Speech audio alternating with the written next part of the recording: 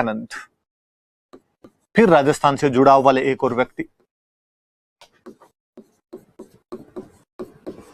स्वामी विवेकानंद।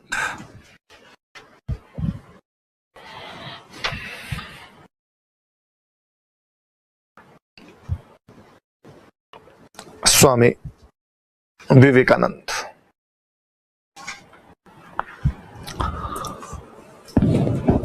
बंगाल के रहने वाले एक और नवयुवक। मैं कल बातें बता रहा था उनसे मैं यदि आगे बढ़ूं कि अंग्रेजी शासन के बाद ईसाईयत के बढ़ते प्रभाव ने हिंदू समाज के अंदर हीन भावना लानी शुरू कर दी थी। उनको लगने लग गया था कि यार हम अंग्रेजों की तुलना में, ईसाइयों की तुलना में इंफीरियर हैं, हम उनकी तुलना में कहीं ना कहीं कमजोर हैं। इस हीन भावना को दूर करने का काम यदि शुरू किया था तो राजा राम मोहन राय ने शुरू किया था। और उसने कम से कम यह तो कहना शुरू किया कि साहब आप अच्छे हो, मान लिया, हम भी अच्छे हैं। ईसाइयों में अच्छाइयां हैं पर हम में भी सारी बुराइयां नहीं, हम में भी अच्छाइयां। उन्होंने अपनी अच्छाइयां बतानी शुरू कर दी थी। पर फिर भी कहीं ना कहीं वो खुद राजा राम मोहन राय, केशव चंद्र सेन, महादेव गोविंद रानाडे, ये फिर भी कहीं ना कहीं ईसाइयत में दबे हुए तो थे। खुद पर इन पर प्रभाव था। खुल के कभी उतना नहीं कह पाए कि हम अच्छे हैं। खुल के यदि किसी ने कहा कि हम भी अच्छे हैं तो वो स्वामी दयानंद सरस्वती थे। और हम अच्छे नहीं है, तुम भी उतने गए बीते हो। यदि हमारे में खामियां हैं तो तुम्हारे में भी उतनी खामियां हैं। वो जो कॉन्फिडेंस बिल्ड किया था यदि किसी बंदे ने, तो वो स्वामी दयानंद सरस्वती ने किया था। तो कम से कम भारत में तो भारतीय लोगों को सर ऊंचा करना सिखाया था स्वामी जी ने। पर अभी तक बारी दूसरी थी। एक तो ये कि अगले को ये कहना कि हम अच्छे हैं, तुम भी बुरे हो। दूसरी बात ये कि अगले को ये मनवाना कि हां यार तुम अच्छे हो, हम बुरे हैं। वो स्टेज स्वामी विवेकानंद लेके आए थे। जब भगवान धारण किया हुआ एक युवा हिंदू सन्यासी अमेरिका के किसी सम्मेलन में खड़े होकर बोल रहा था और तमाम यूरोपियन, अंग्रेज या अन्य तमाम देशों के लोग वहां पर जब उसकी बातों को मंत्र मुग्ध होकर सुन रहे थे, उस दिन वो भारतीय मनीषियों की जो परंपरा थी, जो वेदों पुराणों से प्रारंभ होकर किसी ऋषि अगस्त्य से, किसी ऋषि विद्यारण्य से, किसी ऋषि शंकराचार्य से अमेरिका तक फैल रही थी, विवेकानंद में उन समस्त लोगों का तेज दिखाई दे रहा था। उस दिन पूरा विश्व इस बात को मान रहा था कि नहीं, इनमें कुछ तो बात है। वो एक इंटरनेशनल लेवल पर वो कॉन्फिडेंस दिलवाने वाले व्यक्ति स्वामी विवेकानंद थे। राजा राम मोहन राय ने हमें यह एहसास कराया था कि हम भी अच्छे हैं। स्वामी दयानंद सरस्वती हमारे उस एहसास को और बढ़ा रहे थे और कहते हैं कि अपने में भी कमियां तो इनमें और कमियां हैं। विवेकानंद उसको एक और ऊंचे लेवल पर लेके जा रहे हैं जब विवेकानंद करेंगे साहब हम बहुत बहुत अच्छे हैं। और वाकई आप जब अपनी तारीफें सुनते हो, किसी दूसरे के द्वारा अपनी तारीफें सुनते हो, शाम को रोटी थोड़ी बजाए यार, है कि कोई आपको यूं आपकी खूब तारीफ करे, अरे तू तो तू ही है। उस दिन शाम को खाना खाने की थोड़ी आवश्यकता रहती है। बंदे को लगता है यार आज मैं ऊपर आसमान नीचे। वो फीलिंग स्वामी जी ने दिलवाई थी हमें। जिस लड़के का वास्तविक नाम था नरेंद्र नाथ दत्त, जो बाकायदा इंग्लिश पढ़ा हुआ, एकदम सो कॉल्ड जो अपर क्लास था बंगाली सोसाइटी का, उसका पढ़ा हुआ एक लड़का, जिसमें सन्यासी जैसे कोई गुण नहीं थे, पूरी तरीके से यूरोपीय बुद्धिवादिता को मानने वाला, अंग्रेजों के लिटरेचर को पढ़ने वाला लड़का एक सन्यासी के संपर्क में आता है और उसका पूरा जीवन बदल जाता है। उस सन्यासी का नाम था रामकृष्ण परमहंस। वो नरेंद्र नाथ दत्त उन रामकृष्ण परमहंस से मिलने के बाद हो जाता है वी विदिशानंद। लिखिए, वास्तविक नाम नरेंद्र नाथ दत्त,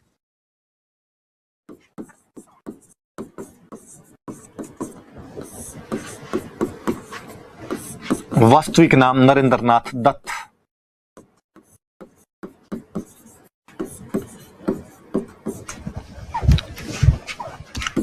गुरु का नाम रामकृष्ण परमहंस।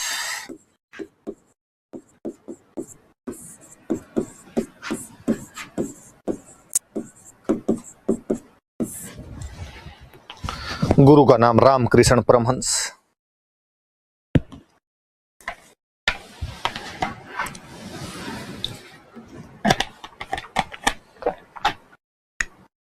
और सुनिए थोड़ी बात। राजाराम मोहन राय वेल एजुकेटेड, अरबी, फारसी, ग्रीक, रोमन, लैटिन, हिब्रू, अंग्रेजी तमाम भाषाओं के जानकार थे। संस्कृत तो वो बोलते तो यूं लगता है ऐसे कोई ब्राह्मणी उच्चारण कर रहा है इन चीजों का। जब वो इस्लाम पर बोलते तो लगता कोई मौलवी है, और जब वो ईसाई धर्म पे बोलता लगता कोई पादरी आया है। वो हिंदू के समक्ष हिंदू, ईसाई के समक्ष ईसाई और मुस्लिम के समक्ष मुस्लिम थे। बेहद पढ़े लिखे, एजुकेटेड थे। केशव चंद्र सेन के बारे में आप यही बातें कह सकते हैं, बहुत पढ़े लिखे व्यक्ति थे। महादेव गोविंद रानडे तो यार ईस्ट इंडिया कंपनी में जज हुआ करते थे, जस्टिस थे। स्वामी विवेकानंद बेहद पढ़े लिखे थे। ईश्वर चंद्र विद्यासागर संस्कृत कॉलेज से पढ़े थे, पर बहुत पढ़े लिखे विद्वान व्यक्ति थे। रामकृष्ण परमहंस अनपढ़ थे। पर पहली बार भारतीय समाज, प्राचीन काल की जो परंपरा थी, जो मध्यकाल में धूमिल हो गई थी बीच के अंदर, मध्यकाल यकीनन कई मामलों में अंधकार का काल था, कि वो जो प्राचीन परंपराएं थी उन पे धूल तो चढ़ गई थी, परत तो उन पे जम गई थी। ये लोग उस परत को हटाने का काम कर रहे थे। कल जैसा कि मैं बता रहा था कि जहां राय, सेन और रानाडे उस परत को धीरे धीरे उतार रहे थे, स्वामी दयानंद सरस्वती ने उसको झटके से उतारने की कोशिशें की थी। पर फिर भी भारतीय परंपरा किसी ऐसे व्यक्ति में विश्वास कर रही थी, या ऐसे व्यक्ति को लेके ज्यादा उत्साहित थी जो उसकी दिमाग के सांचे में फिट बैठता हो। और दिमाग के सांचे में हमारे फिट बाकायदा वो सन्यासी बैठते थे, जिनका कोई लोभ, लालच, ईर्ष्या, मोह, माया, किसी भी प्रकार की कोई चीज नहीं हो। रामकृष्ण परमहंस ठीक वैसे व्यक्ति थे। कलकत्ता के बाहर दक्षिणेश्वर में मां काली के मंदिर का पुजारी, एक अनपढ़ व्यक्ति जो अपनी बाल सुलभ जिज्ञासाओं जैसे प्रश्नों से लोगों की जिज्ञासाओं को शांत किया करता था। क्या अद्भुत संयोग है कि उस अनपढ़ सन्यासी के, जो ये कहता था कि मैं प्रत्येक काम तभी करता हूं जब मां काली मुझे आज्ञा देती है, वो ये दावा करते थे कि मां काली मुझे दर्शन देती है, मां काली मुझे दिखती है। जो मूर्ति पूजा का घनघोर समर्थक था, उस व्यक्ति के पांव में केशव चंद्र सेन, बंकिम चंद्र चटर्जी, ईश्वर चंद्र विद्यासागर, स्वामी दयानंद सरस्वती और नरेंद्र नाथ दत्त झुके रहते थे। उस दिन लगता है कि एजुकेशन से भी बढ़कर बहुत चीजें थी उस भारतीय संस्कृति के अंदर। केवल किताबी ज्ञान अपने आप में महत्वपूर्ण नहीं था। वो सन्यासी जो लंगोटी धारण किए उस मंदिर का पुजारी था। देखिए कि केशव चंद्र सेन जैसे ईसाइयत में ढले हुए लोग उस सन्यासी की चरण रज को प्राप्त करने के लिए हरदम उसके सामने झुके रहते थे। नरेंद्र नाथ दत्त, जो कि कोई विलियम वर्ड्सवर्थ और टेनिसन की कविताएं पढ़ा करता था, वो सत्य की खोज में उस व्यक्ति के पास चला गया। रामकृष्ण परमहंस एक लेवल है।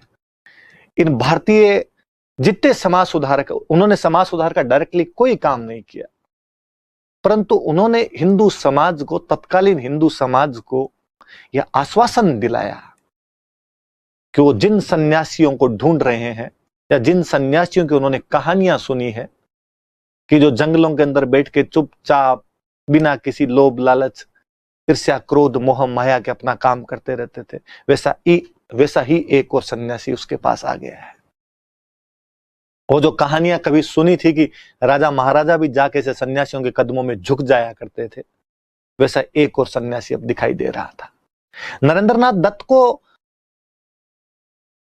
इस कॉलेज में पढ़ाते समय किसी प्रोफेसर ने कहा था कि रामकृष्ण परमहंस से जरूर मिलना चाहिए। क्लास में एक बार बताया उन्होंने। नरेंद्रनाथ दत्त उनके पास गए और शुरुआती दिनों में नरेंद्रनाथ दत्त को लगा कि यार क्या ये बच्चों जैसी बातें करते रहते हैं। जब कोई पूछता कि मूर्ति पूजा के अंदर क्या है,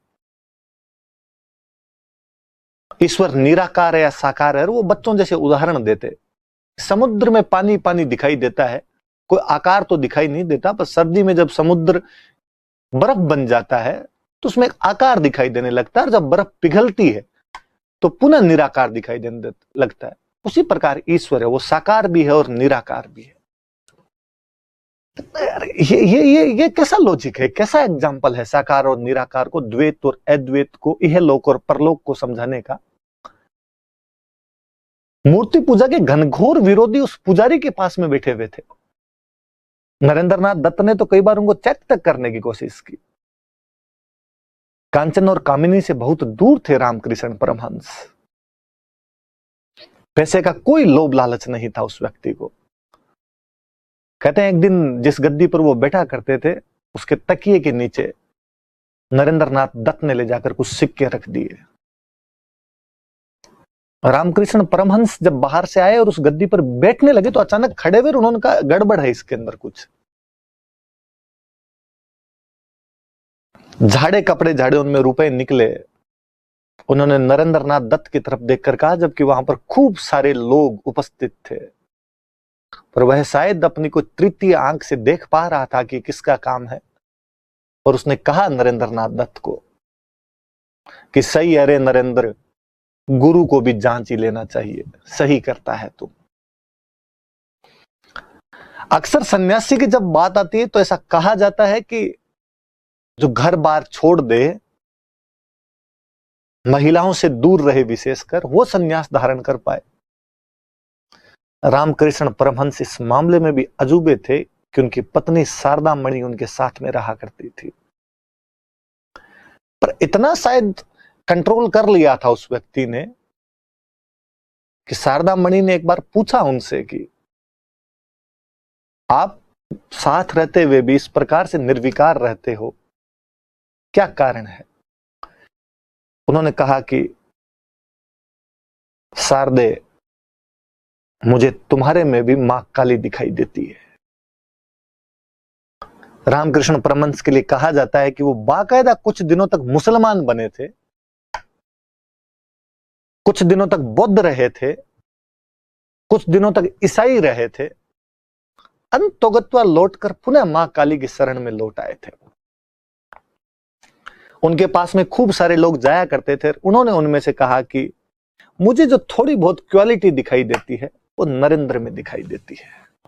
केशव चंद्र सेन को तो खूब टोका करते थे।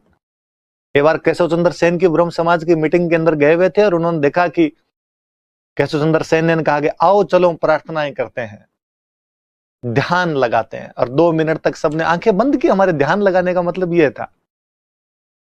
और जब आंखें खोली तो रामकृष्ण परमहंस मुस्कुराए और कहा, केशव, जब तुम ध्यान लगा रहे थे ना, तब मैं तो आंखें खोल के बैठा था और मुझे तुम सारे बंदर दिखाई दे रहे थे।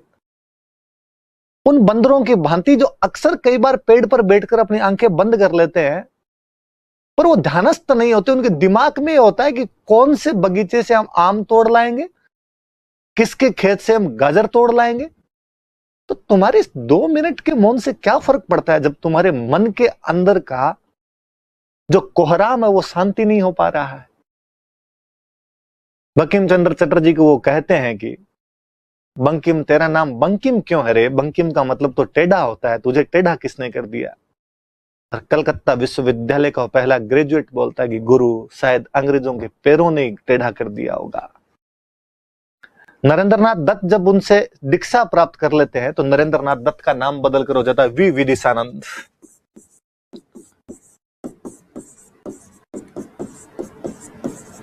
वी विदिशानंद लिखो। फिर जब रामकृष्ण परमहंस की डेथ हो गई थी, नरेंद्रनाथ जब उसके बाद, या वी विदिशानंद कहिए, संन्यास लेने के बाद में एक बार बीमार हुए और बीमारी के दौरान आबू आए हुए थे।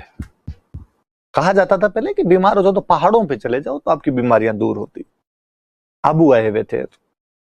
इस राजस्थान प्रवास के दौरान उनकी मुलाकात खेतड़ी के राजा अजीत सिंह से होती है। वो मुलाकात कालांतर में बहुत अच्छी दोस्ती के अंदर बदलती है। उन्हीं दिनों में 1893 में शिकागो में विश्व धर्म सम्मेलन का आयोजन होने जा रहा था।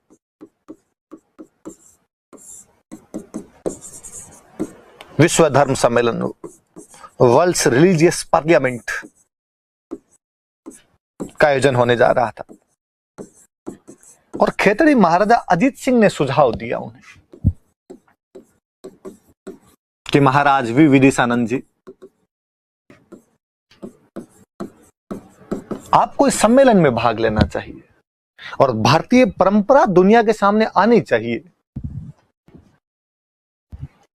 सब पैसे का जुगाड़ कैसे होगा शिकागो जाने के लिए? खेतड़ी महाराजा ने कहा वो सब मुझ पर छोड़िए, आप पैसे मैं दे दूंगा आपको। पर उन्होंने कहा सर एक बात मेरी थोड़ी सी और मानिए कि हाँ कि सर वी विदिशानंद थोड़ा नाम लंबा हो जाता है, बोला नहीं जाएगा सर, थोड़ा नाम चेंज कीजिए। एक नया नाम दिया गया विवेकानंद, थोड़ा सरल नाम था, डायरेक्ट सन्यासी की सी छवि उपस्थित करता था। जब खेतड़ी प्रवास पर थे तो एक दिन अजीत सिंह जी के साथ में उनके राज दरबार के अंदर जा रहे थे, उनके रॉयल कोर्ट के अंदर। अजीत सिंह जी ने कहा कि स्वामी जी आपको हमारे दरबार में आना चाहिए, हमारे अन्य जो लोग हैं उनसे बातचीत की जानी चाहिए। जब जा रहे थे तो अजीत सिंह जी ने कहा कि सर हमारे एक और परंपरा है कि हम रॉयल कोर्ट में जब भी जाते हैं नंगे सर नहीं जाते हैं, आपको सर पे कुछ पगड़ी वगैरह रख लेनी चाहिए। अजीत सिंह जी ने उनको वो भगवा पगड़ी प्रदान की, कालांतर में विवेकानंद जी की मुख्य ड्रेस बन गई होगी।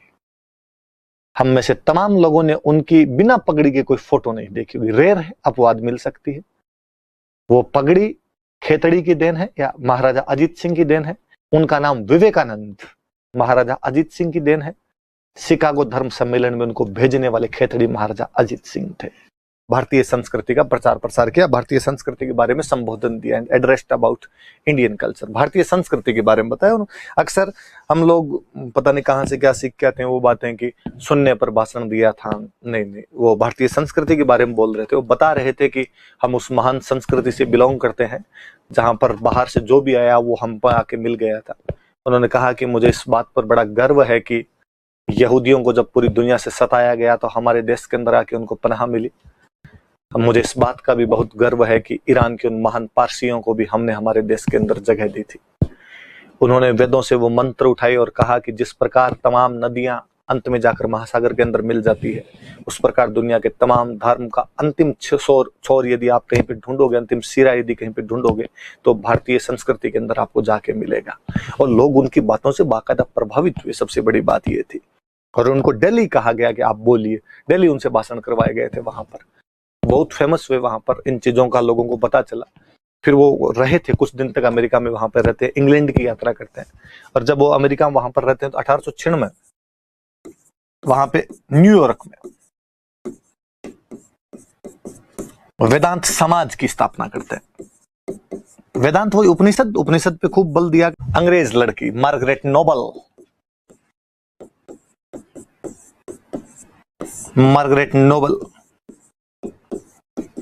जिसे हमने नाम दिया था निवेदिता, धर्म परिवर्तन करवा दिया था हमने, गर्भापसी करवा लाए थे। ईसाई लड़की मार्गरेट नोबल इंग्लैंड से उनके साथ आ गई थी, उनके विचारों से प्रभावित होकर। हम उसे कहते हैं भगिनी निवेदिता, बहन, सिस्टर निवेदिता। और इसको इसका प्रमुख घोषित किया था इस रामकृष्ण मिशन का। लिखो, तथा मार्गरेट नोबेल को इसका प्रमुख बनाया गया। वे ईसाई जो कभी कलकत्ता में, वे ईसाई मिशनरी, ज्यादा अच्छा शब्द बोलूं तो मैं, वे ईसाई मिशनरी जो कलकत्ता में कभी हिंदुओं को ईसाई बना रहे थे, उनके ही गढ़ में एक उनकी लड़की को हिंदू बनाकर बाकियों को हिंदू बनाने का कार्यक्रम शुरू करने का ये जो फैसला था ना स्वामी विवेकानंद का, ये अंग्रेजों के दर पर सीधी चोट थी कि अब हम वैसा ही करेंगे जैसा तुम करते हो। तुम मिशनरी हो, अब हमारा मिशन यही काम करेगा। आज भी यदि विदेशों के अंदर भगवा कपड़े पहने हुए एकदम गोरी चिट्टी चमड़ी के लोग हरे रामा हरे कृष्णा गाते हुए मिल जाते हैं, तो उनका एक बड़ा कारण विवेकानंद जैसे सन्यासी हुए हैं। जिन्होंने उन देशों में घूम घूम कर उस सन्यास की परंपरा को, उस प्राचीन वेदांत परंपरा को पुनर्जीवित किया था। बताया था उन लोगों को कि इसमें जो आध्यात्मिक शांति है वो कहीं नहीं है। तो रामकृष्ण मिशन का मुख्यालय, प्रमुख मुख्यालय तो वेल्लूर था। हालांकि बाद में इसका एक मुख्यालय और खोला गया था हिमाचल, अल्मोड़ा। अल्मोड़ा कहां पड़ता है? हिमाचल में, हिमाचल में पड़ता है। तो हिमाचल प्रदेश के अल्मोड़ा नाम की जगह पर इसका एक कार्यालय और खोला गया था।